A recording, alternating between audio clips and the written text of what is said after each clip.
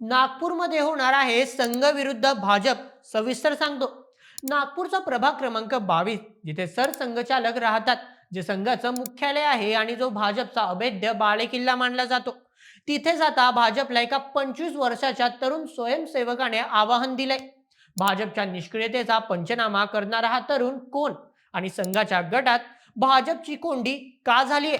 म्हणतात ना, दिवाखाली अंधार असतो, पण राजकारणात कधी कधी किल्ल्याच्या आतच बंडखोरी होते. नागपूर महानगरपालिका निवडणूक यंदा खूप गाजणार आहे, हे नक्की. पण यातली सर्वात जास्त चर्चा आहे ती प्रभाग क्रमांक 22 ची. का इतका महत्वाचा आहे हा प्रभाग? कारण याच प्रभागात राष्ट्रीय स्वयंसेवक संघाचं म्हणजेच RSSचं मुख्यालय आहे. खुद सरसंघचालक डॉक्टर मोहन भागवत आणि संघाचे अनेक ज्येष्ठ पदाधिकारी याच प्रभागाचे रहिवासी आहेत. थोडक्यात सांगायचं तर भाजपसाठी हा फक्त एक प्रभाग नाही, तर ती त्यांची प्रतिष्ठा आहे. पण याच प्रतिष्ठेच्या लढाईत भाजपला अनअपेक्षित धक्का बसला आहे. काँग्रेस किंवा राष्ट्रवादी नाही, तर भाजपच्याच विचारधारेत वाढलेला संघाचा एक स्वयंसेवक भाजपच्या उमेदवारांविरोधात ठामपणे उभा राहिला आहे. निनाद दीक्षित असं या तरुणाचं नाव आहे. भाजपच्या विकासाच्या दाव्यांची पोलखोल करत त्याने शड्डू ठोकलाय. नेमकं काय चाललंय नागपूरच्या या हाय प्रोफाईल वॉर्डात? चला सविस्तर जाणून घेऊया आजच्या व्हिडिओमध्ये. नमस्कार, मी नील सोनार, तुम्ही पाहत आहात बोल एमएच. सर्वात आधी या लढाईचं महत्त्व समजून घेऊया. प्रभाग क्रमांक 22 म्हणजे भाजपचा सेफ झोन. इथे भाजपला प्रचार करण्याचीही गरज पडत नाही असं मानलं जातं. पण यंदा चित्र वेगळं आहे. अवघ्या 25 वर्षांचा तरुण निनाद दीक्षित मैदानात उतरला आहे. तो कुठून लढतोय? तर नागरिक समितीच्या माध्यमातून. आणि त्यांच्या पक्षाचे चिन्ह आहे नेताजी सुभाषचंद्र बोस यांचा फॉरवर्ड ब्लॉक. निनाद हा काही बाहेरचा माणूस नाही, तो एक स्वयंसेवक आहे. पण त्याने भाजप विरोधात बंड का पुकारलं? त्यांचं म्हणणं आहे की गेल्या काही वर्षात भाजपच्या नगरसेवकांनी इथे काहीच काम केलं नाही. त्याचा थेट आरोप आहे की विकास म्हणजे फक्त गट्टू बसवणे, टाईल्स लावणे आणि सिमेंटचे रस्ते बांधणे नव्हे. मित्रांनो, विचार करा, जिथे देशाचं नेतृत्व करणाऱ्या संघटनेचं मुख्यालय आहे, तिथे जर मूलभूत सुविधांची वानवा असेल तर बाकीच्या नागपूरचं काय? हाच प्रश्न निनादने उपस्थित केला आहे. भाजप आणि काँग्रेस या दोन्ही पक्षांनी नागपूरकरांना गृहीत म्हणजेच टेकन फॉर ग्रांटेड धरलं आहे, असा त्याचा आरोप आहे. आणि विशेष म्हणजे एक स्वयंसेवक जेव्हा भाजपच्या कारभारावर बोट ठेवतो, तेव्हा त्या आरोपांची धार जास्त असते. निनाद दीक्षितची लढाई ही फक्त एका प्रभागापुरती मर्यादित नाही, तर त्याने महाराष्ट्रातील तरुण पिढीचा एक महत्वाचा मुद्दा मांडला आहे. एका वृत्तवाहिनीशी बोलताना त्याने अतिशय मार्मिक प्रश्न विचारला. 3-4 टर्म नगरसेवक राहिलेले 60 वर्षांचे नेते जर खुर्ची सोडायला तयार नसतील, तर तरुणांना संधी कधी मिळणार? आजच्या राजकारणाचं हे विदारक सत्य आहे. तरुणांचा वापर फक्त झेंडे उचलण्यासाठी, रॅलीमध्ये गर्दी करण्यासाठी आणि घोषणा देण्यासाठी केला जातो.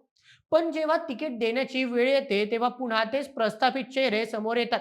निनादने आणखी एक गंभीर मुद्दा मांडला आहे.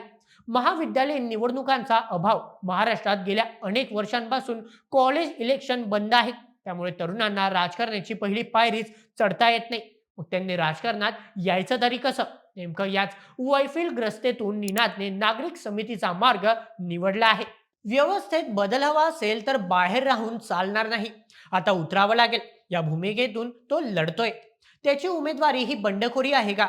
यावर त्यांचं उत्तर खूप सूचक आहे. तो म्हणतो, मी भाजपचा सदस्य नाही, मी तिकीट मागितलंच नव्हतं, त्यामुळे ही बंडखोरी नाही, हा भाजपच्या निष्क्रियतेविरुद्धचा उठाव आहे. हे वाक्य भाजपच्या स्थानिक नेत्यांची झोप उडवणार आहे. आता वळूया याच्या सर्वात महत्वाच्या भागाकडे. निनाद दीक्षितला जिंकण्याची किती संधी आहे?